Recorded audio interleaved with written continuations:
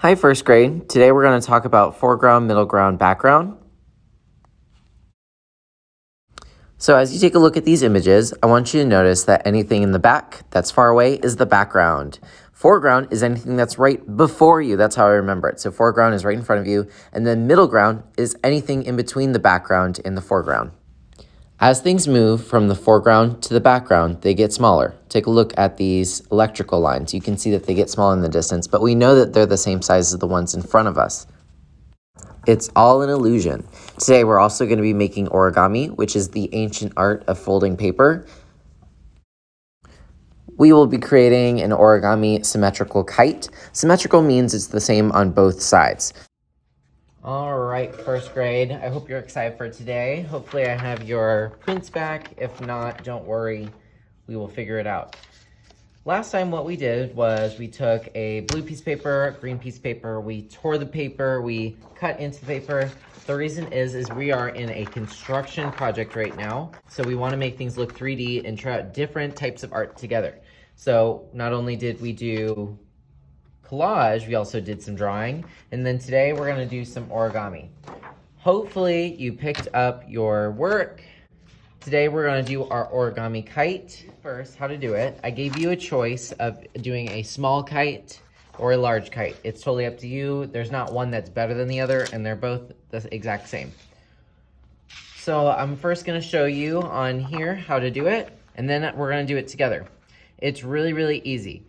All you have to do is just imagine that your square turned into a diamond. You're going to connect the corners of the diamond, like so. Fold it until it becomes a triangle.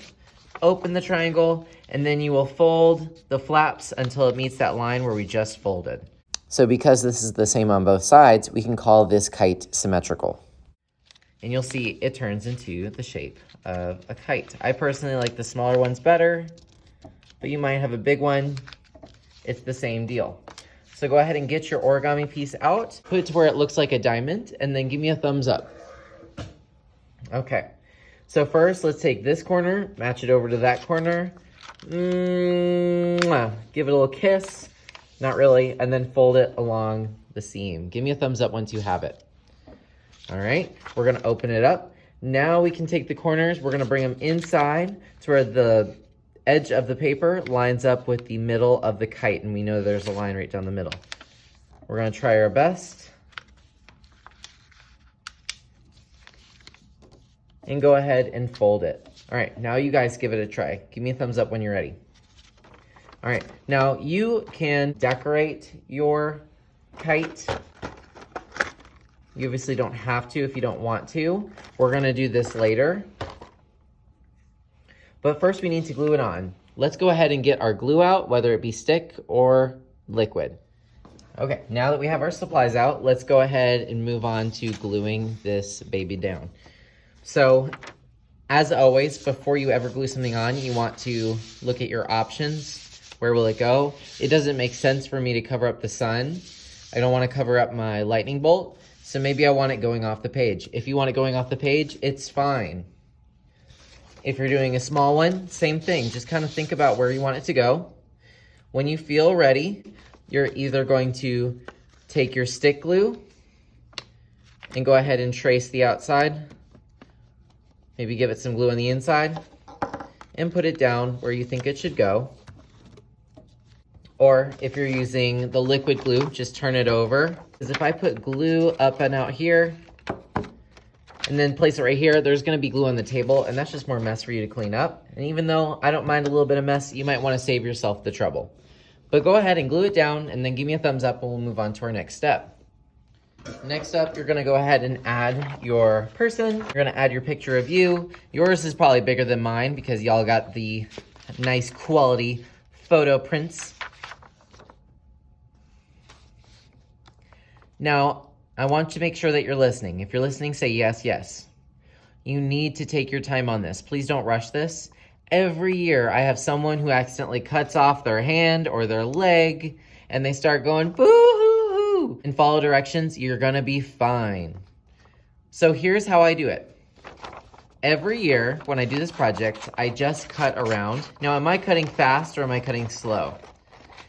Yes, I'm cutting slow. If I cut fast, that's when mistakes happen. Take your time. You have your kite down. You'll decorate it in a moment. The first thing you're going to do is cut out your picture.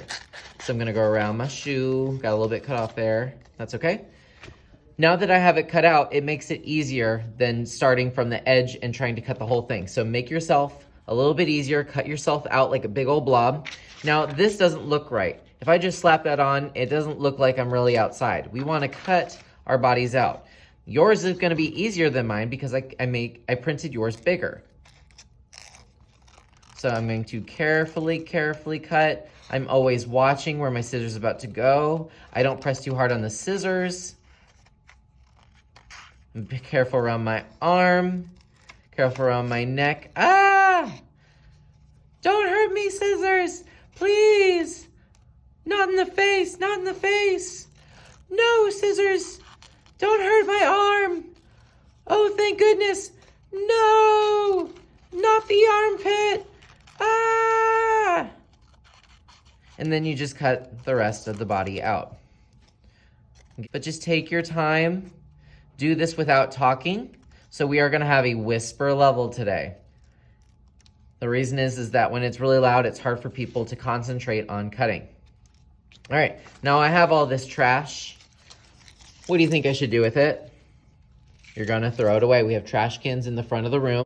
Let's go ahead and cut ourselves out of the paper.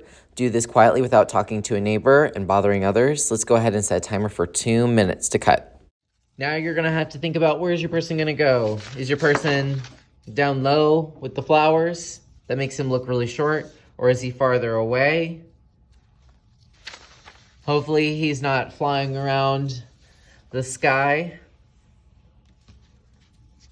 I'm going to put mine right here because I think that's about realistic. I can imagine a little line going to my kite. I'm going to give him a little bit of liquid glue. I would just do a few dots. Or if you're using stick glue, just hold it and go over a couple times. Just get the edges because those are the first things that's going to flap up and everyone's going to see it in the hallway. Now it looks like I am holding a kite. Give me a thumbs up once you have attached your person to where it looks like they're holding a kite. Now you guys are going to get a special option today. Most of the time when I've done this project, I've just had people take a marker and color a little line to themselves. I'm going to give you the option of yarn. If you want yarn, just let me know and I'll show you where that is. But you're going to cut yourself a little bit of yarn. However, you can't do this unless you have liquid glue. Stick glue is not going to work on yarn. If you want to use yarn, I just put a dot in between the kite, the end of where my yarn's going to go, and connect it. But maybe yours is going wild. Maybe like your string is going to go, your yarn is going to go all over the place, but just make sure that you actually glue it down. As you can see, it's very fragile. You want to let this dry. Maybe give it just a little bit more glue. Just a dot, not a lot. And that will actually look like,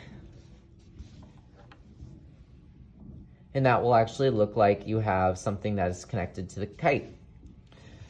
When you're done getting your person on there, I want you to decorate the kite. Are there some symbols that represent you? Now you have some time to add some extra details because now that I have all of this stuff going on over here, it makes this side a little bit boring. Go ahead and draw myself a little house over here. Today is your last day to add something new to your amazing pictures, so use it. There, that seems a lot better.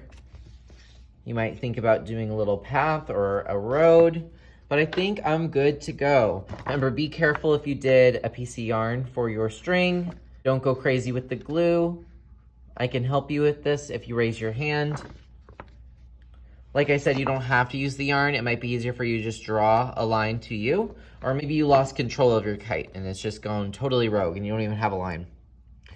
Regardless, when you're done, you need to put this on the drying rack. Should I put this on the top or the bottom? I hope you said the bottom. Just be very, very careful. I don't want anything to fall off, so do this very slowly. So it's probably not a good idea to do it totally face forward in, because look, it's just gonna fall right out. You wanna do this from the side, like a tray, so make sure it goes in horizontally. If you borrowed any supplies, make sure you return them. Make your table look pretty. And then the only option we have today is free draw. So enjoy, take your time, don't rush. If you need help with yarn, just raise your hand and I'll come by and help you with it. Have a wonderful day, and I'm excited to see your completed construction kites.